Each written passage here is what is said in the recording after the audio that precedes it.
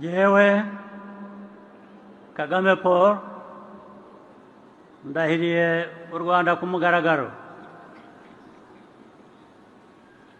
ko ntazahemukira Repubulika y'u Rwanda, ko nzakurikiza nkanarinda itegeko nshinga n'andi mategeko, ko nzakorana umurava imirimo nshinzwe,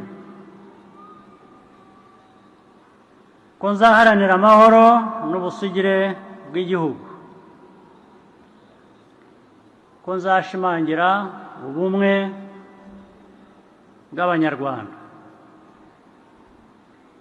ko ntazigera nkoresha ububasha mpawe mu nyungu zanjye bwite,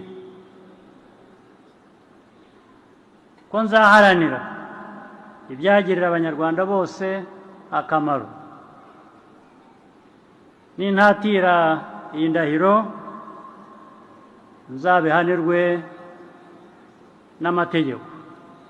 Imana ibimfashemo.